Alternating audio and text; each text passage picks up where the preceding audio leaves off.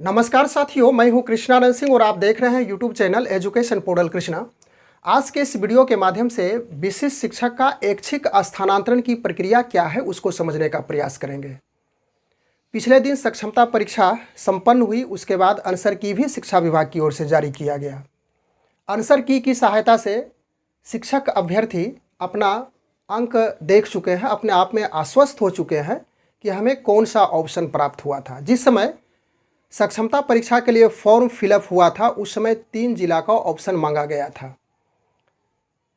तो लगभग सभी शिक्षक अभ्यर्थी जिनका अपना गृह जिला है उन्होंने पहला चॉइस में वही डाले थे। उसके बाद दूसरे चॉइस में अन्य जिला, उससे जो सटे हुए ज़िला है, उससे जो नज़दीकी ज़िला है वह डाले हैं। उसके बाद तीसरा ज़िला के रूप में भी उन्होंने चॉइस को चुना है।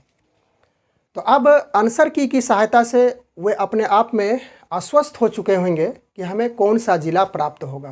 हालांकि इसका जो फाइनल रिजल्ट है सक्षमता परीक्षा का अप्रैल के प्रथम सप्ताह में आने की संभावनाएं बताई गई है शिक्षा विभाग की ओर से। उस समय जिला का आवंटन नहीं होगा, ऐसी बातें कही गई है। कुछ दिन हमें जिला और स्कूल कहाँ मिलेगा इसके लिए वेट करना पड़ेगा। नॉर्मलाइजेशन की प्रक्रिया भी पूरी की जाएगी और इस प्रक्रिया में हो सकता है कि कुछ अंक आगे पीछे होगा और जिन अभ्यर्थियों का आंसर की सहायता से कुछ प्रश्न का जो उन्होंने आंसर डाला था और विभाग की ओर से जो आंसर डाला गया वह गलत था, तो वैसी स्थिति में उनका निश्चित रूप से अंक बढ़ेगा ही बढ़ेगा।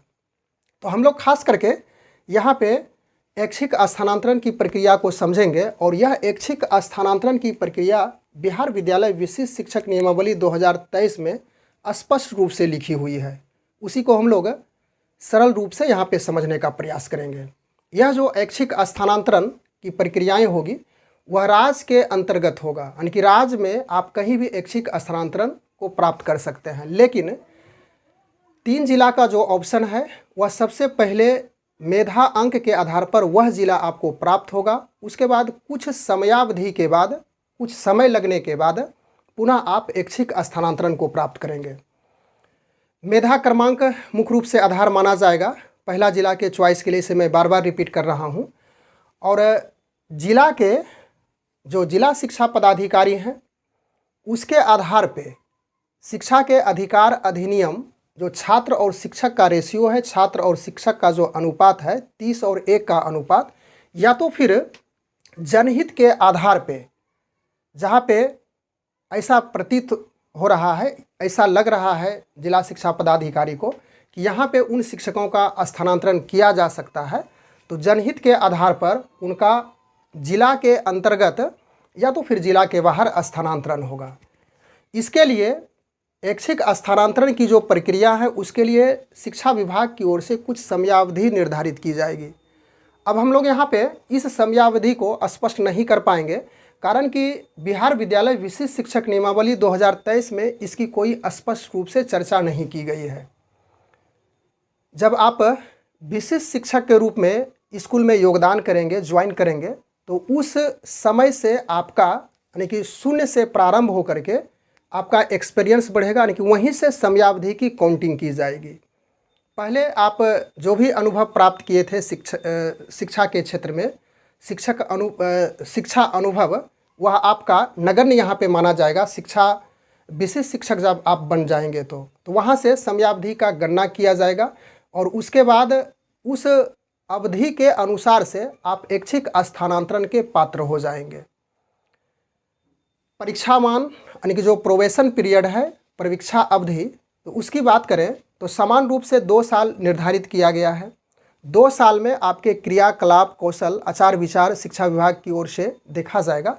यदि वहाँ पे सफल हो जाते हैं तो आपकी परीक्षा अवधि 2 साल में पूरी हो जाएगी, अन्यथा उसे बढ़ा करके 1 साल किया जाएगा। तो मुख्य रूप से यहाँ पे देखें तो लगभग 3 साल की परीक्षा अवधि रखी गई है। और यह जो विशिष्ट शिक्षक हैं इनके ऐच्छिक स्थानांतरण के लिए हो सकता है कि समय को बढ़ाया जाए या तो फिर 3 साल ही रखा जाएगा। यह आने वाले समय में हम लोग स्पष्ट कर पाएंगे।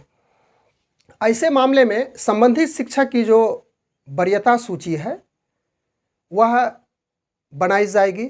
एक मानदंड के आधार पर इस वरीयता सूची को बनाया जाएगा और यह बिहार विद्यालय विशिष्ट शिक्षक नियमावली नियम 7 यानी कि जो 7 कंडिका है उसमें स्पष्ट रूप से वर्णन किया गया है। ऐसा नहीं होगा कि सभी शिक्षक एक ही साथ ट्रांसफ़र के लिए चले जाएंगे। जिनकी वरीयता ऊपर होगी यानी वह जो मानदंड है उसके आधार पे एक एक करके यानी कि उस आधार पे उनका ट्रांसफ़र किया जाएगा। तो वरीयता मानदंड किस प्रकार से बनेगा उसको हम लोग संक्षिप्त जानकारी बोर्ड पर आकर प्राप्त करते हैं।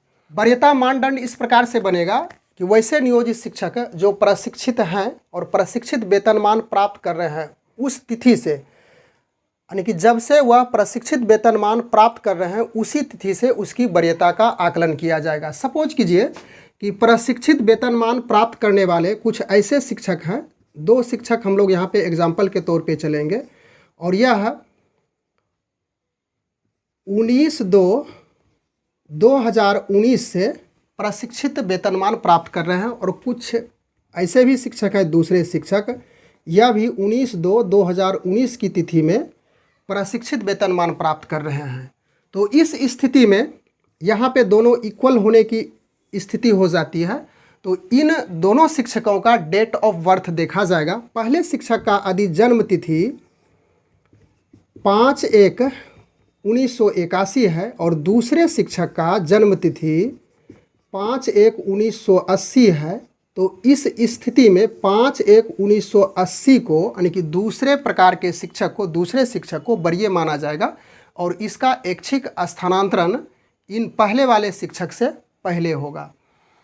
उसके बाद यदि यह भी दोनों एक ही समान होता है, 1981 और इसका भी 1981 हो, सेम जन्म तिथि हो, सेम डेट ऑफ बर्थ हो, तो उस आधार पे इंग्लिश अल्फ़ाबेट के आधार पर देखा जाएगा।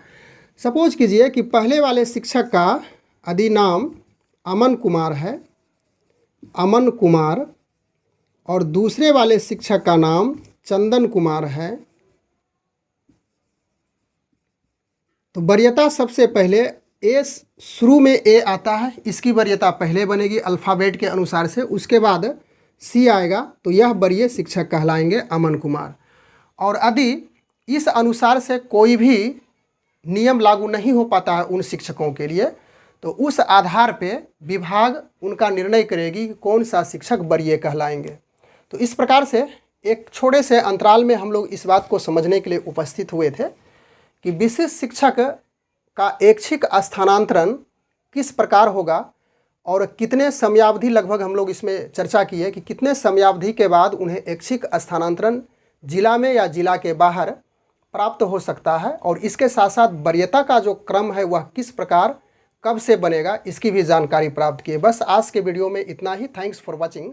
Good bye.